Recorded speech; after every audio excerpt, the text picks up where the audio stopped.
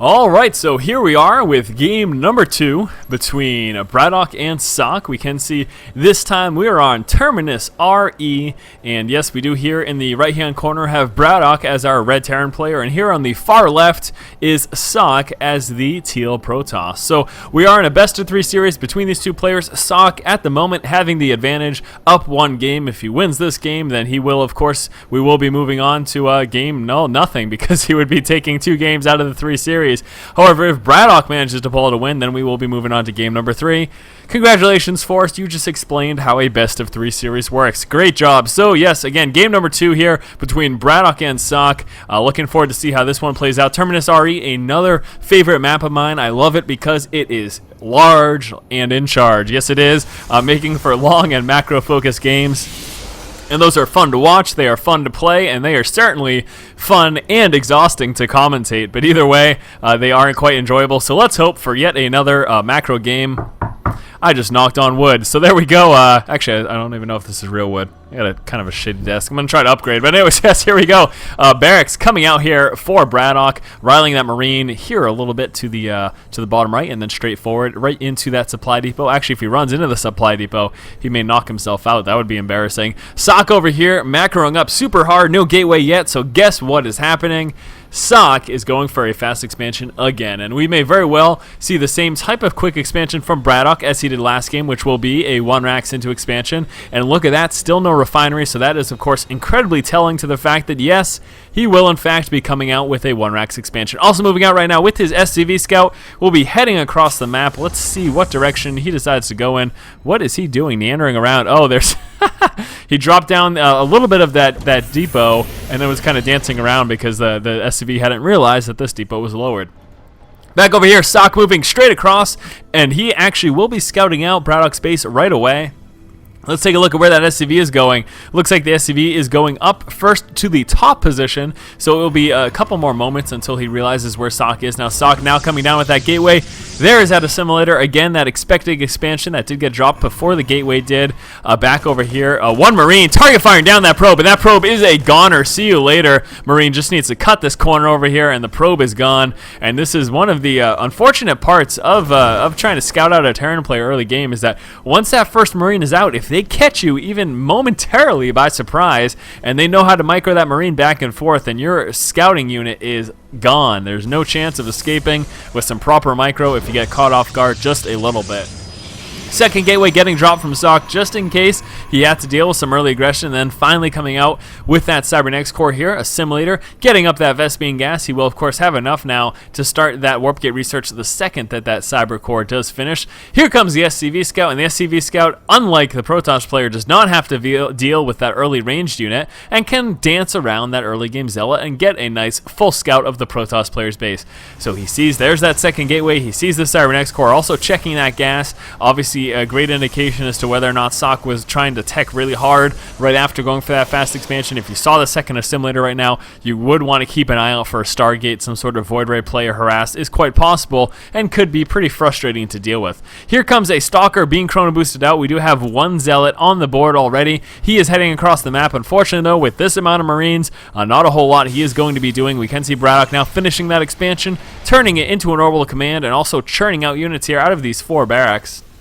Still no gas, going super Marine heavy, and this is actually quite fine. One build that I did play around with quite a while on the ladder was going the 3 racks fast expand with no gas for quite some time, relying just on bunkers, Marines, and SCVs for mass bunker repair for early game defense. And it was a pretty solid build, and it works pretty well. It has its weaknesses like any build, and here we go, Zealot moving forward to try to engage, but no, not going to be able to, forced to push back, and unfortunately losing quite a bit of those shields as well. We do have 1 Stalker at the tower, second Stalker moving across the map as well. I'm not sure if he is going to try to push forward and actually engage. We can see BratOK staying in his main base, and we'll just be working on some continued saturation of that main before he pushes out. He does of course want to wait till he has enough units to push out and defend himself properly. Stalker's moving around to check for that expansion. Zealot is heading back home. Stalkers do need to be careful about engaging those Marines though. They're going to get a few free shots, soften up those Marines, but will he be losing the Stalkers as a result? Looks like he will be losing at least 1, and Bye-bye. Stalker gets dropped in the second one, cutting the corners there. Just barely able to make it out of the range of those Marines. And what is he doing? Please head back home.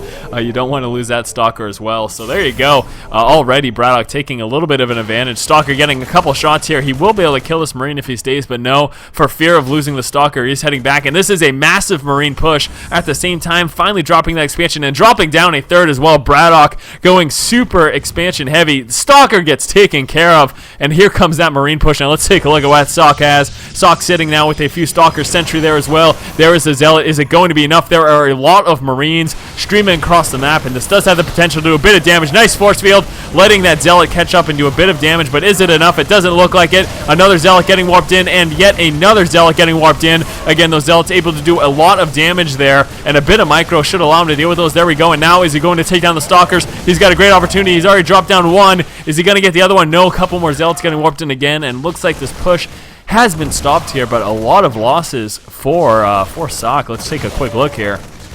Look at that.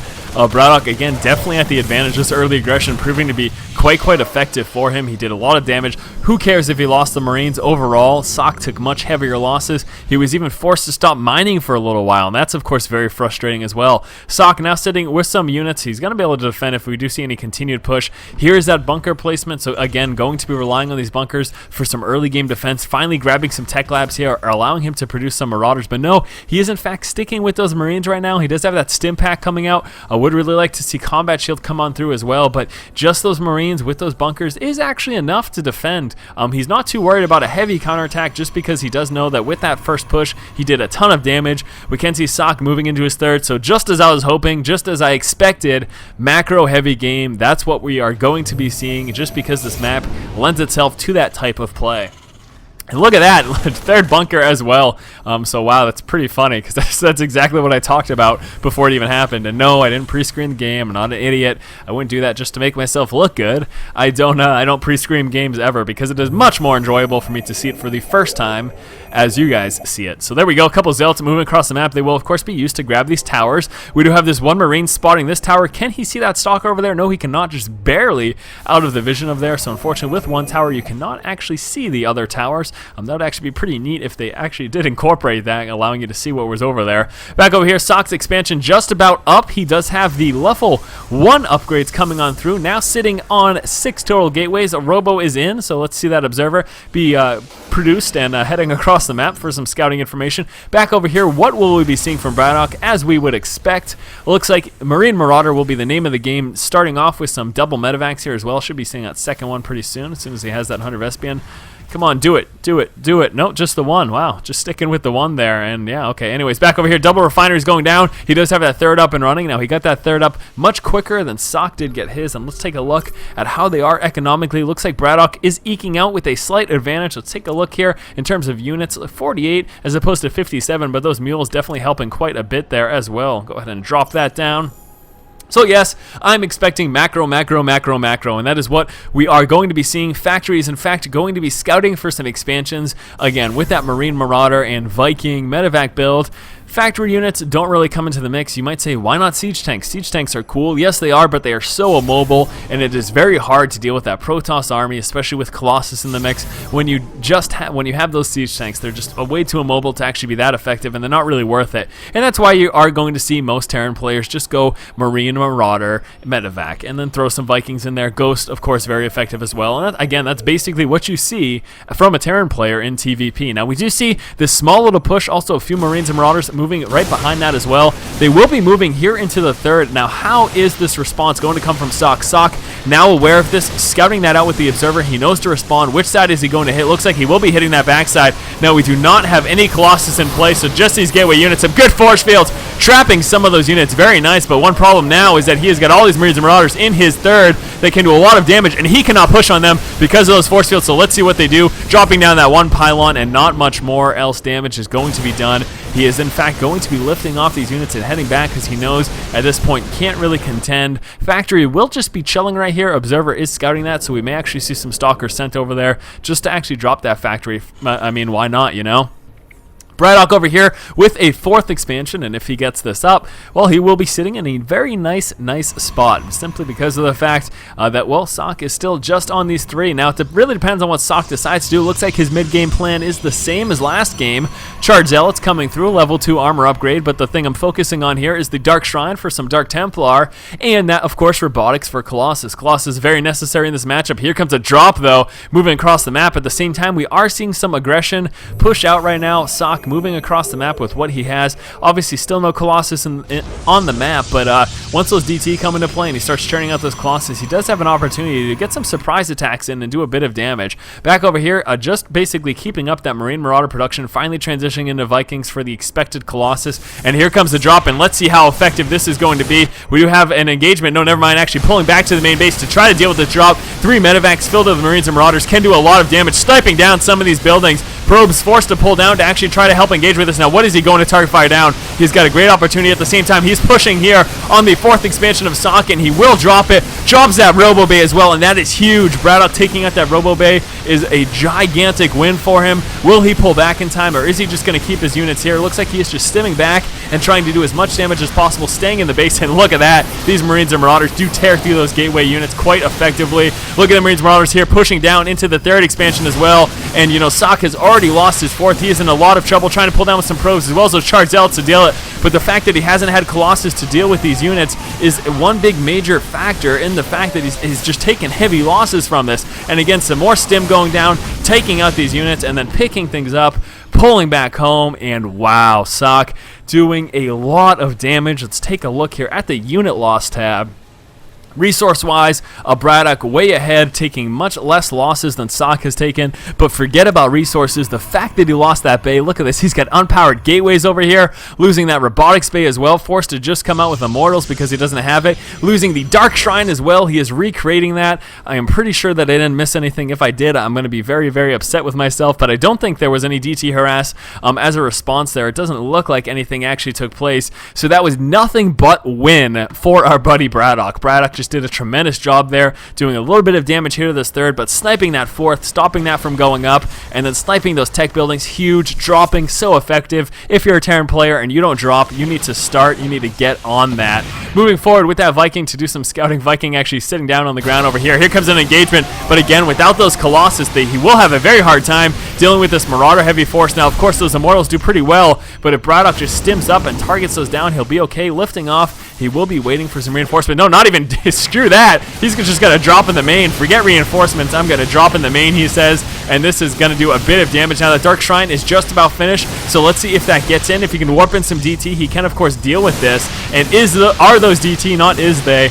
Are those DT? No, they are not. In fact, just warping in some Stalkers. DT, again, would have been good, but no DT. Stim going down. Again, doing a bit of damage, just microing around, and this is a huge problem for Socke. Socke needs to return with some sort of damage, but he hasn't been able to. Just forced to defend himself this entire time.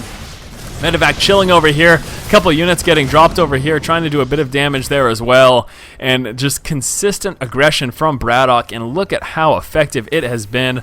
Unreal. One more look at that unit loss tab. Again, huge advantage for BratOK. Socke just not up to par. He has just not done enough damage. That is the problem. He hasn't been able to respond. He's been on his back foot this entire time. Now, I am seeing some DT getting warped in, but where are they? There they are. I didn't see any proxy pylons. Those are just observers. This is just an observer as well. So he will have to send those DT straight across the map, moving down to engage with some of this bio, trying to do a little bit of damage, but actually got healed up instantly, and then Stim going down, dropping 1 DT. Will he get the second? No. Just out of the range, so now he knows those DT are coming, so I will expect some turrets to get placed down, or just saving up some scans. But here comes the engagement. Marines and Marauders pushing forward, stimming up, and they're going to do so much damage to these units again. They're still just hasn't had the time to build Colossus, and that's been his major issue, going with some scans to try to get rid of some DT if they were there, but mopping up all of the army. And then where are those DT? Have they even pushed into the main? I don't think so. Socke just calling the GG. Game number 2 on another macro-focused map, and as a result, we saw macro-focused openings. Quick expansions coming from both player. Socke going with that fast nexus, and then we did see BratOK start with that 1 Rax into expansion command center. making a ton of early game barracks and coming out with no refinery, so as such having a lot of early minerals, we were able to see a heavy marine push from BratOK, and this actually ended up doing quite a bit of damage. We're going to see him pull forward completely unupgraded marines, but still the DPS is nuts. He was able to tear through these gateway units, chopping down those zealots before they actually got in and were able to do too much damage, and then target firing down some of those stalkers as well. As a result, this was very frustrating for Socke, and he was actually forced to stop mining temporarily at this expansion. During that early push, BratOK got up some defenses at the front of his base and also came out with his third expansion. And then after defending the push, we did see Socke move out with his expansion as well. But as you can see, Socke's expansion much more delayed than BratOK's. At about 13 minutes, BratOK moved out with a push, breaking down these destructible rocks and then moving into the third expansion. Now what happened here was Socke was actually able to get a nice force field, deal with a lot of those units, but then that blocked him out from actually being able to deal with these Marines and Marauders. So as such, they were able to stop mining and kill off a couple of pylons as well.